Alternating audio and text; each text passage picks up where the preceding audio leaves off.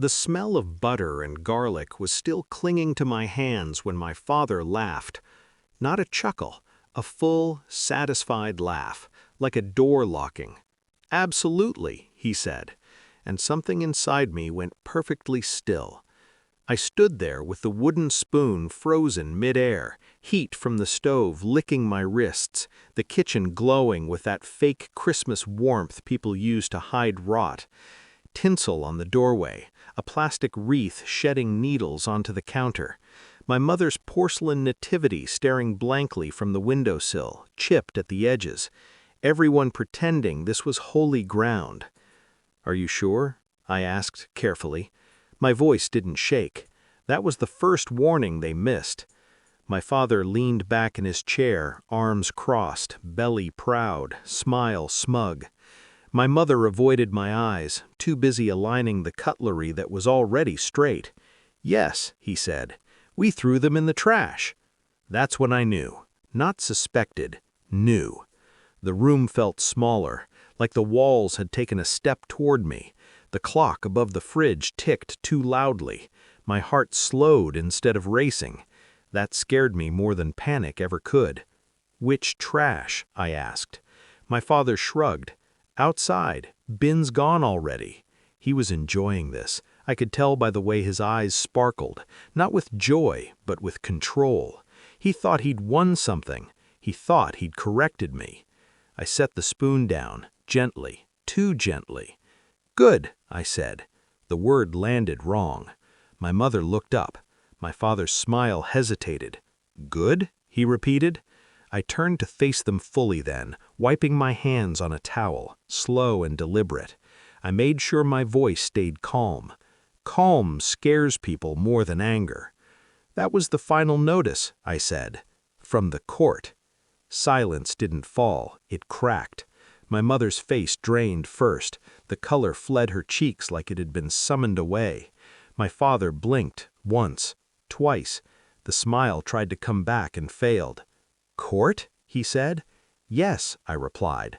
"The one about the property, the forged signatures, the bank transfers you thought I didn't see." His chair scraped the floor as he stood. My mother's hands started shaking, the cutlery clattering like nervous teeth. "You're lying," my father said, but his voice betrayed him. Too sharp, too fast. I met his eyes. I didn't blink. The kitchen had always been their stage. Their rules, their authority simmering in every meal I was forced to eat, every decision made for my own good. For years they'd taught me obedience dressed up as love, silence disguised as respect.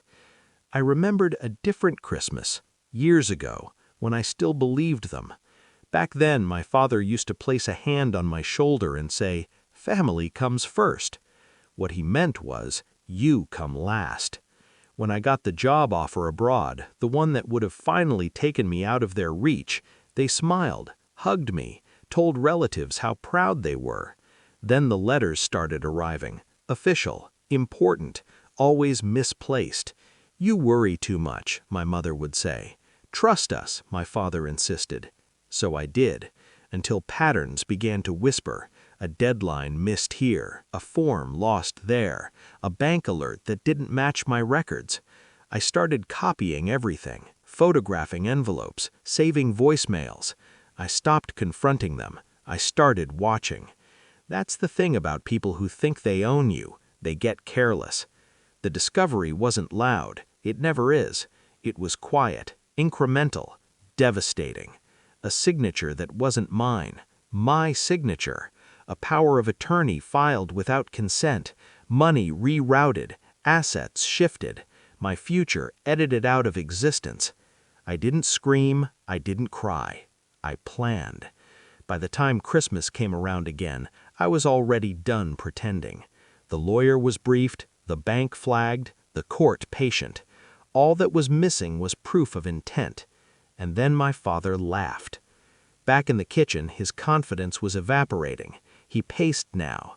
My mother sank into her chair, hands trembling in her lap. "You can't prove anything," he said. I smiled then, small, controlled.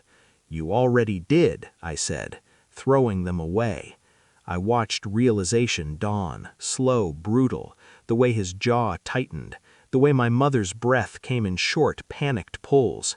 The trash bin was collected, I continued, by the city, which logs pickups, which timestamps destruction of mail. Federal offense, by the way, interference, obstruction. My father's knees hit the chair behind him as he sat, hard. You wouldn't, he whispered. I leaned in, just enough. I already have. The aftermath wasn't cinematic. No shouting, no plates shattered. Just the sound of a man unraveling in real time, and a woman realizing the silence she'd weaponized had finally turned on her. The court was efficient, ruthless in its neutrality. The property reverted, the accounts froze, investigations opened. Family friends stopped calling, neighbors avoided eye contact. I moved out quietly, took nothing that wasn't mine, left the kitchen spotless.